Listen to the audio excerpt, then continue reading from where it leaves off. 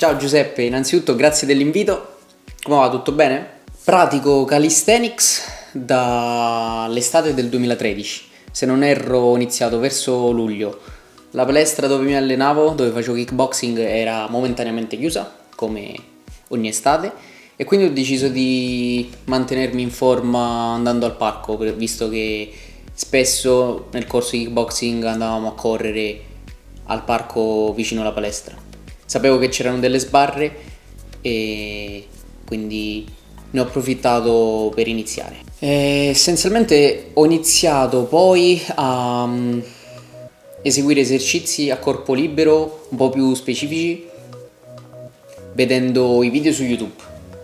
Avevo visto vari video dove facevano esercizi come trazioni, push-ups, dips, addome alla sbarra, queste cose così, e moltissimi di questi atleti avevano un bel corpo, un bel fisico strutturato molto bene, e quindi mi sono domandato perché no.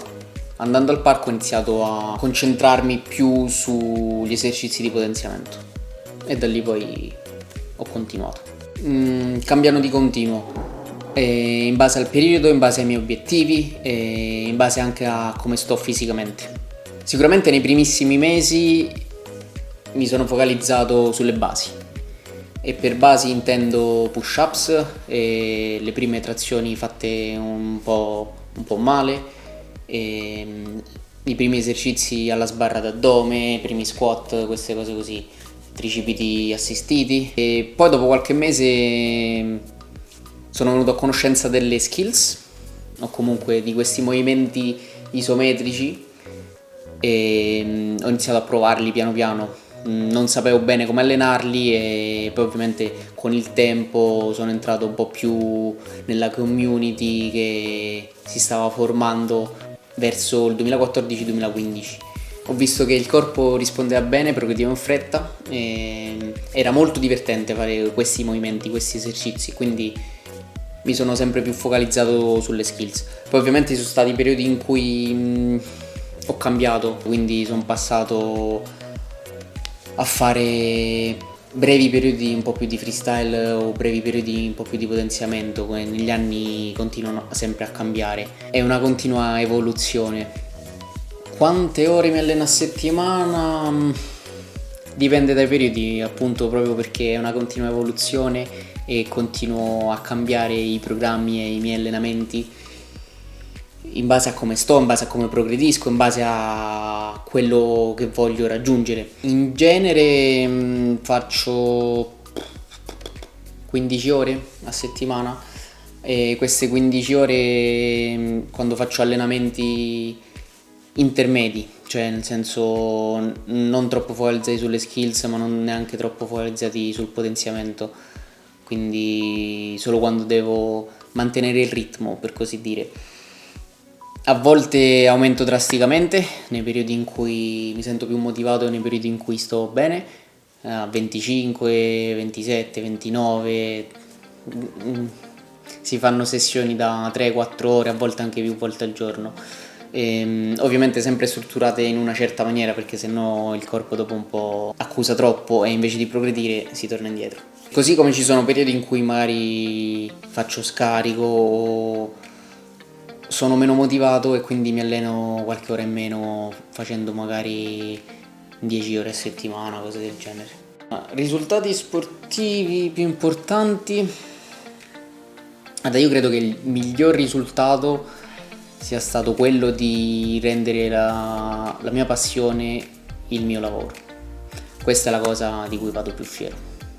Allora, non c'è una vera e propria competizione che mi ha fatto divertire di più, o neanche una che mi ha fatto divertire di meno o che mi ha fatto, diciamo, rimanere giù di morale, perché la sfida più grande è quella di riuscire a fare sempre ciò che ci si impone. Quella è la cosa che mi diverte ed è anche la cosa che mi rende un po' più triste quando non si riesce, quindi direi quello.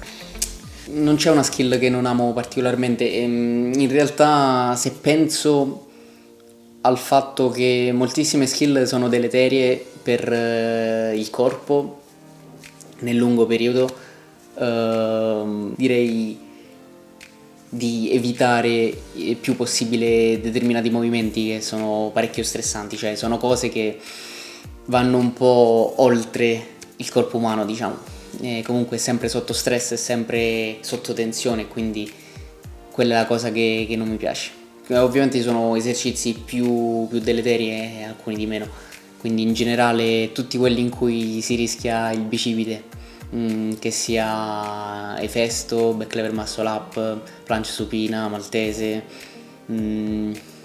questi esercizi così, anche la croce per via del pettorale, per via delle spalle, tutti gli esercizi che diciamo sono un po' più deleteri per il corpo, quelli li odio tutti. Progetti in cantiere non direi, cioè nel senso stiamo strutturando ovviamente ipotetici workshop che in realtà dovevamo aver già fatto, ma per via del Covid non è stato possibile, abbiamo dovuto rimandare. E poi sicuramente ci saranno altre sessioni in futuro che riprenderemo in modo tale da intrattenere un po' chi è appassionato di calisthenics e ginnastica. E c'è già un video che abbiamo fatto qualche mese fa che uscirà poi in futuro, molto molto interessante. Massa a corpo libero si può fare, ovviamente dipende anche dal punto di partenza. La maggior parte delle persone non riesce a sostenere il proprio corpo e quindi quella è la cosa che rende un po' più difficoltoso. Però ovviamente se ci si allena bene, se si ha la pazienza e si mangia a dovere, si può fare tutto. Ci sono moltissimi calistenici, moltissime persone che si allenano a corpo libero che hanno fisici favolosi. Ovviamente poi dipende dall'obiettivo, se si vuole andare a fare competizioni di bodybuilding è un po' più dura, è un po' più difficile, lì direi di iniziare ad aggiungere sovraccarichi o comunque esercizi con i pesi e tutto il resto, però se si vogliono degli ottimi risultati estetici ma soprattutto funzionali è la cosa migliore, corpo libero e via, divertimento fisico, forza funzionale, aria aperta. Il mio consiglio è quello di non affrettare i tempi. La domanda che mi fanno più persone: quanto ci si mette a imparare questo movimento, quanto ci si mette a imparare quest'altro movimento, cambia da persona a persona, quindi questa è la cosa che dovete mettervi in testa. Parlo a chi vuole iniziare o chi ha appena iniziato con il corpo libero. Concentratevi sul vostro obiettivo e da lì vi allenate giorno per giorno e poi piano piano col tempo vengono da soli i risultati. Non fate esercizi che sono troppo stressanti se non avete abbastanza forza base e non affrettate i tempi, questa è la cosa più importante. Se avete fastidi, rallentate, aspettate, fate in modo di non avere nessun fastidio, nessun problema e poi da lì piano piano aumentate gli allenamenti e la difficoltà degli allenamenti e nel giro di anni riuscirete a raggiungere sicuramente gran parte dei vostri obiettivi. Non mi piace l'idea di chi vuole partire e subito fare un determinato movimento, è la cosa più deleteria che ci sia, quindi quello evitatelo. Grazie ancora dell'invito, è stato un piacere fare questa intervista con te, buona fortuna negli allenamenti a tutti e ci vediamo.